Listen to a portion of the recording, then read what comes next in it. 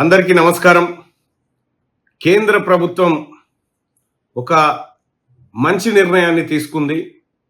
దేశవ్యాప్తంగా జనగణనతో పాటు కులగణన కూడా చేస్తామని చెప్పి ఇవాళ క్యాబినెట్లో నిర్ణయం తీసుకున్నటువంటి ఎన్డీఏ ప్రభుత్వానికి తెలంగాణ రాష్ట్రంలోని బీసీల పక్షాన కృతజ్ఞతలు తెలియజేస్తా ఉన్నాం. అయితే 1931లో ఆగిపోయినటువంటి కులగణన 90 సంవత్సరాల తర్వాత మళ్ళీ కులగణన చేస్తామని చెప్పడం, ఈ దేశంలో ఉన్నటువంటి మరి ముఖ్యంగా బీసీల జనాభా ఎంతుందనేది ఇప్పటికీ ఆ బీహారు, ఆ తర్వాత కర్ణాటక, తెలంగాణ రాష్ట్రాలు చేసినప్పటికి కూడా ఒక బీహార్ మినహా ఏ రాష్ట్రం కూడా స్పష్టమైన డేటాను బయటపెట్టలేదు. సో ఈ కులగణన ద్వారా కొన్ని అంశాలు బయటకు వచ్చేటువంటి అవకాశం ఉంది. మరి ముఖ్యంగా మొన్న జరిగినటువంటి క్యాస్ట్ సెన్సస్లో జరిగిన అవకతవకలు ఇవి బయటపడేటువంటి అవకాశం ఉంది. రెండోది, బీసీల జనాభా తెలంగాణ రాష్ట్రంలో 56.7% ఉందని రాష్ట్ర ప్రభుత్వం ఏదైతే చెప్పిందో ఈ లెక్కలు కూడా బయటపడేటువంటి అవకాశం ఉంది.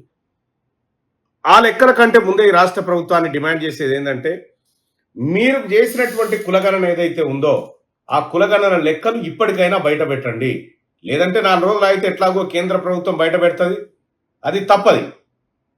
కానీ రాష్ట్ర ప్రభుత్వం చేసినటువంటి పొరపాట్లను సరిదిద్దుకోవడానికి ఇంకా కొంతకాలం మాత్రమే ఉంది. ఈ కొంతకాలాన్ని సద్వినియోగం చేసుకోవాలని చెప్పి రాష్ట్ర ప్రభుత్వానికి సూచన చేస్తూనే, అలాగే కేంద్ర ప్రభుత్వానికి కూడా ఒక సూచన చేయదలుచుకున్నాం. 2011లో అప్పుడున్నటువంటి యూపీఏ గవర్నమెంట్ కూడా క్యాస్ట్ సెన్సస్ తో పాటు క్యాస్ట్ సెన్సస్ కూడా చేసింది. కానీ ఆ వివరాలను అప్పటి యూపీఏ గవర్నమెంట్ బయట పెట్టలేదు. సో ఇప్పుడు కేంద్ర ప్రభుత్వం ఏదైతే క్యాస్ట్ సెన్సస్ రూపంలో ముందుకు వస్తా ఉందో 2011లో ఉన్నటువంటి క్యాస్ట్ సెన్సస్ లెక్కలను బయట పెడుతూ కొత్త సెన్సస్ చేస్తే కూడా బాగుంటుంది. ఈ 10 ఏళ్ల కాలంలో బీసీల్లో అలాగే కులాల మధ్య వచ్చినటువంటి గ్రోత్ ఏంది అనేది కూడా తెలిసిపోతుంది. కాబట్టి మరొకసారి తెలంగాణ బీసీ అందరి పక్షాన, బీసీ ప్రజల పక్షాన కేంద్ర ప్రభుత్వానికి కృతజ్ఞతలు తెలియజేస్తా ఉన్నాం. సో ఇదొక మంచి పరిణామం.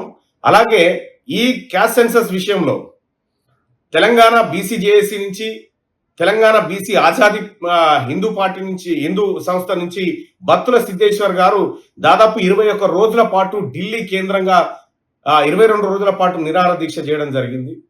సో వీటన్నిటిపైన కేంద్ర ప్రభుత్వం, అలాగే రాహుల్ గాంధీ గారు కూడా కేంద్ర ప్రభుత్వానికి లేఖ రాయడం, క్యాస్ట్ సెన్సస్ చేయాలని చెప్పి, ఈ అన్ని పరిణామాల నేపథ్యంలో కేంద్ర ప్రభుత్వం కాస్త ఒత్తిడికి గురై క్యాస్ట్ సెన్సస్ ఒప్పుకున్నట్టుగా తెలుస్తా ఉంది.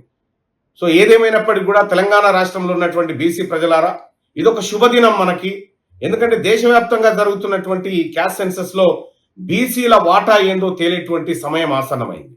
కాబట్టి ఈ తెలంగాణ ప్రజలందరికీ కూడా మరొకసారి అందరి తరఫున నరేంద్ర మోడీ గారికి ధన్యవాదాలు తెలియజేస్తా ఉన్నాం. Thank you.